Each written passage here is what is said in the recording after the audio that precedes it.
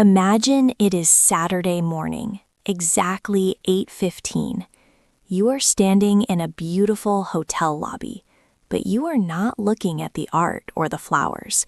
You are looking at the receptionist, and you have a very large cup of coffee in your hand because your eyes are heavy and red. You spent $200 for this room, but you did not sleep a single minute. All night long, you heard the elevator. Every time someone went to their room, you heard that sharp, loud chime. Ding! Then you heard the mechanical hum of the elevator moving up and down the walls. It felt like the elevator was right inside your pillow. You want to complain. You want a new room, but you feel that familiar knot in your stomach. You are worried that if you speak up, you will sound like a difficult guest. Or worse, you will get stuck in a conversation where you do not have the right words.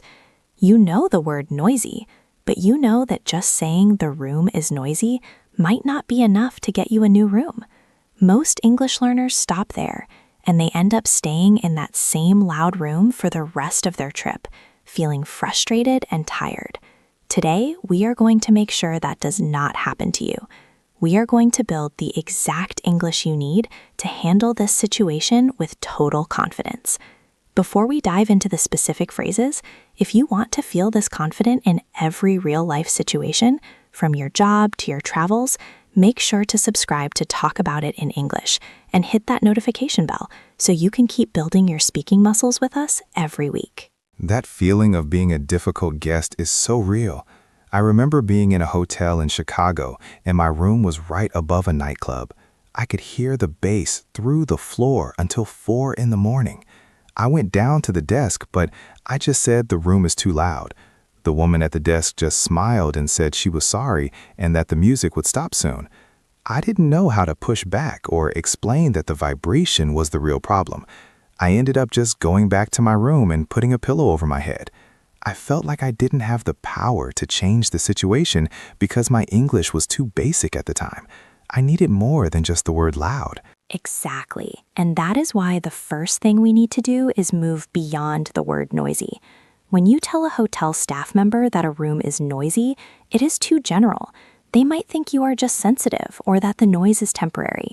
To get a staff member to actually take action, you need to name the nightmare. You need to give them a specific reason why the room is uninhabitable for you. Think about the physical sounds. We have words like chime for the elevator. We have the phrase paper-thin walls when you can hear the person in the next room sneezing or talking on the phone. We have the term foot traffic for when people are constantly walking past your door in the hallway. And then we have street facing, which tells the receptionist that the noise is coming from the cars and sirens outside. When you use these specific terms, you are not just complaining, you are providing a diagnosis of the problem. If you say, the elevator chimes are keeping me awake, the receptionist immediately understands that this is a mechanical, repetitive problem that you cannot control. It makes it much easier for them to say, "Oh, I understand. Let me see if I can move you away from the lift." The takeaway here is that specific nouns are more persuasive than general adjectives.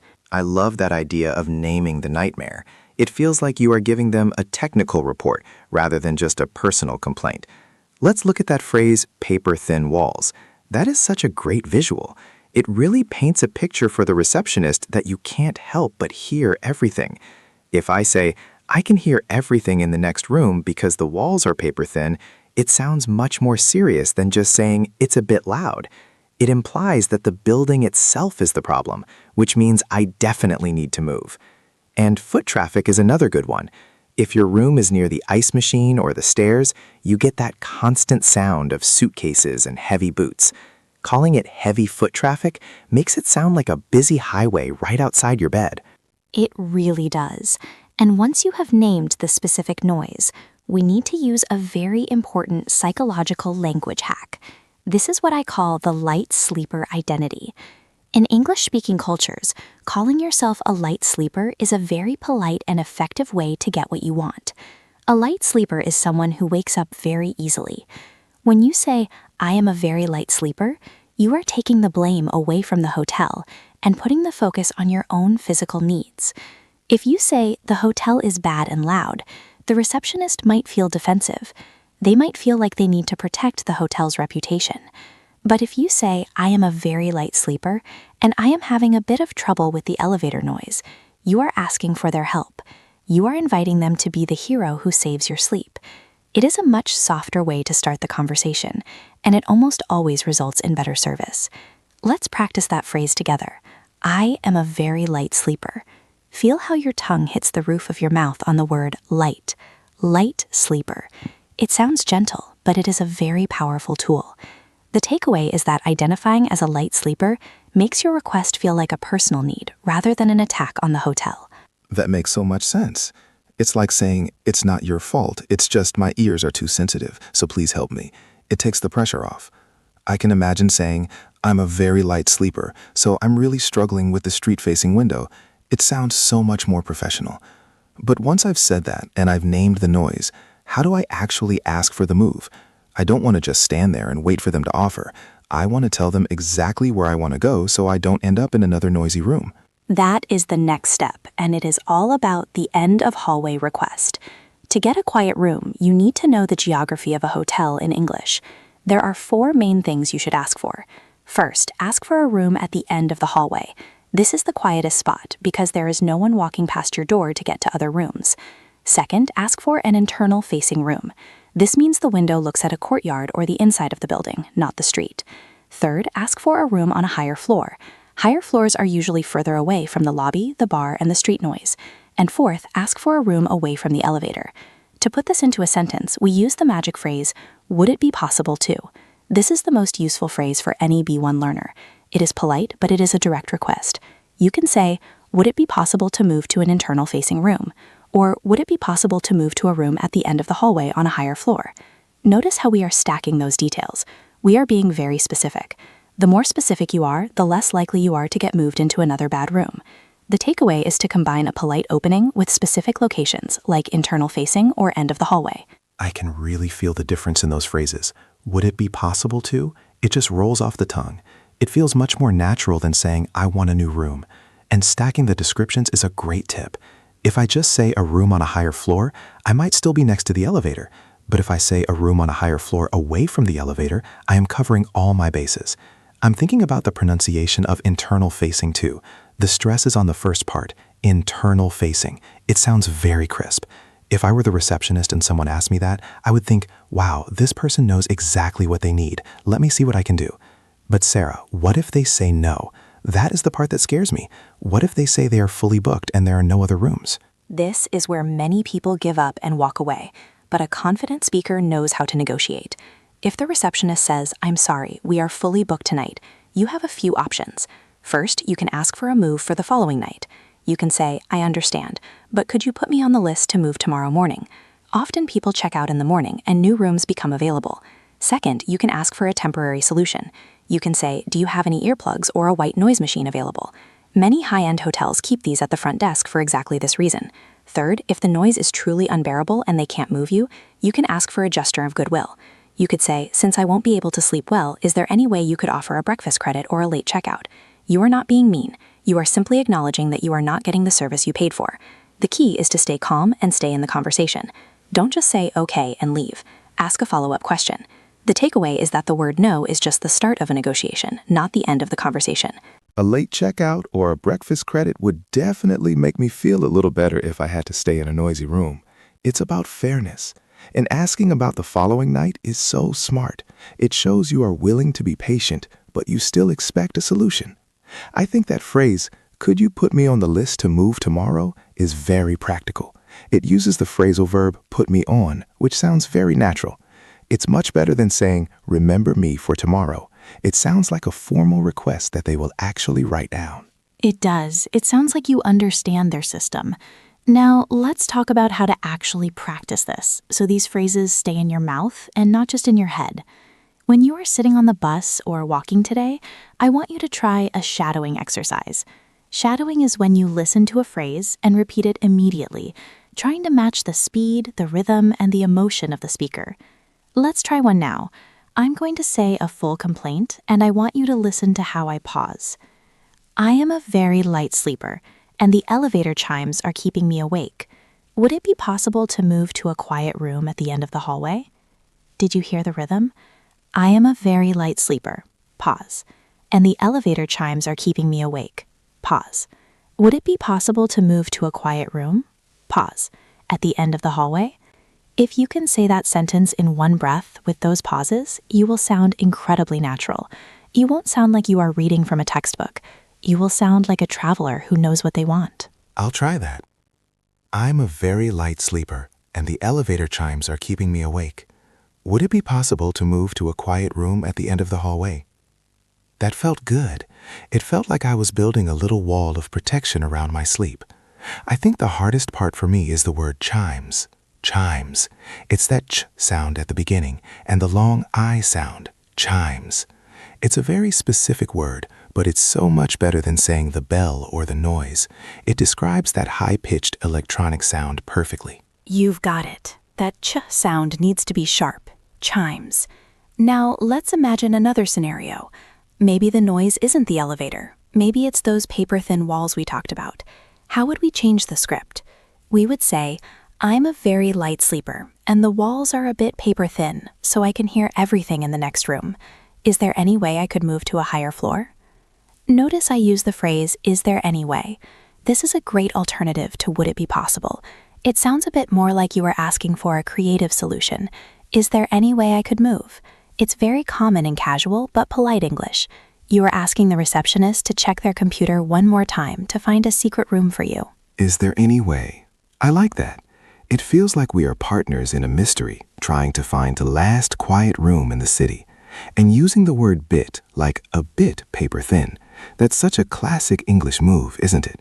We love to use bit to make a complaint sound less aggressive.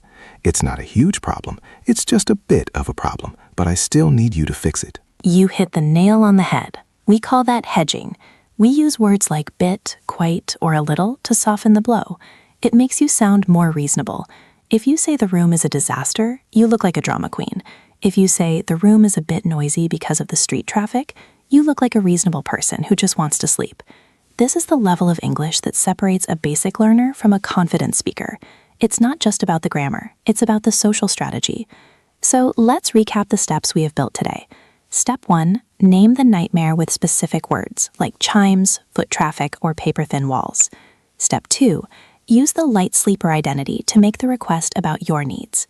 Step 3, use polite patterns like would it be possible to ask for a specific location, like the end of the hallway or an internal-facing room. And step 4, if they say no, stay in the conversation by asking for a move tomorrow or a small compensation. This is so much more than a vocabulary lesson. It's a survival guide for traveling. I feel like I could walk into any hotel now and handle a noise problem. I wouldn't just accept a bad night's sleep. I would know how to start the conversation, how to describe the problem accurately, and how to ask for exactly what I need to feel comfortable. I think the biggest takeaway for me is that being polite and being firm are not opposites. You can be very polite and still get exactly what you want by using these patterns. That is exactly the goal of this channel. We want you to speak about your life, not just study grammar rules in a book. Real life is full of small problems, like noisy hotels, slow Wi-Fi, or wrong orders at a restaurant. When you have the English to handle those problems, the world feels much smaller and much friendlier. You stop being a spectator, and you start being a participant. So here is your challenge for today. I want you to think of one place you have stayed where the noise was an issue. Maybe it was a hotel, an apartment, or even a friend's house. Write down 2 sentences using the phrases we learned today to describe that problem and ask for a solution. Practice saying them out loud while you are making dinner or getting ready for bed. Get your mouth used to the feeling of saying internal facing and would it be possible? That's a great challenge. I'm going to think about that apartment I had in Madrid where the street noise was constant. I'll practice saying, I'm a very light sleeper, and the street-facing window is a bit of a problem. Would it be possible to move to an internal room? It feels good just to say it. It makes me feel like I'm in control of my environment. And that control is what leads to confidence. If you found this lesson helpful and you want to keep building your real-life English, please give this video a like. It really helps the channel reach more learners who are feeling stuck, just like you might have felt. And don't forget to share this with a friend who is planning a trip soon. They might thank you when they are sleeping soundly in a quiet hotel room at the end of a long hallway. We are here every week with new topics to help you talk about your work, your health, your money, and your life. Thank you for spending this time with us and for working so hard on your progress. Remember, every new phrase you master is a step toward the life you want to live in English. Keep practicing, keep shadowing, and we will see you in the next episode to talk about something new. You are doing great, and we are so proud of the progress you are making, one topic at a time. Go out there and use your English with confidence today. See you next time, and happy travels to everyone. I hope your next hotel room is perfectly quiet and exactly where you want it to be. Keep speaking, keep dreaming, and stay confident. Speaking of staying confident, I want to take a moment to really emphasize the importance of that final step we mentioned, the negotiation. Often learners feel that if they don't get the result they want immediately, their English has failed. But that isn't true. In any language, even your native one, people sometimes say no. The goal of learning these phrases isn't to become a magician who always gets a yes. It's to become a communicator who can handle a no without feeling embarrassed. When the receptionist says they are full and you respond with, "I understand. Could you put me on the list for tomorrow?" you are showing that you are a high-level communicator. You are showing that you understand the situation and you are looking for a win-win. That is a very sophisticated skill. It's about more than just words. It's about your presence and your energy. When you stand tall, look the person in the eye, and use these calm, clear phrases, people naturally want to help you more. That's such an important point. It's about the body language, too. If you are looking at the floor and whispering, the receptionist might not take you seriously. But if you are using these clear phrases and staying calm, it changes the whole dynamic. I've noticed that when I use these specific patterns, my voice actually gets deeper and more steady. I'm not searching for words, so I can focus on being a nice person. It's funny how having the right words actually makes you a kinder person because you aren't so stressed out. It really does. Stress comes from the unknown. When you don't know what to say, your brain goes into fight or flight mode. But when you have a script in your head, even a flexible one, you can stay in your social brain. You can smile, you can be patient, and you can build a connection with the person behind the desk. Sometimes that connection is what actually gets you the room move. The receptionist might find a room that wasn't on the computer yet because they liked talking to you. So remember that as you practice. You aren't just learning English to get a room. You are learning English to connect with people all over the world. I love that. Connecting through English. That's why we're all here, isn't it? To make the world a bit bigger and more exciting. I'm going to go practice my shadowing now. I want to get that "would it be possible" phrase perfect. Do it. And for everyone listening, remember that progress happens in the small moments.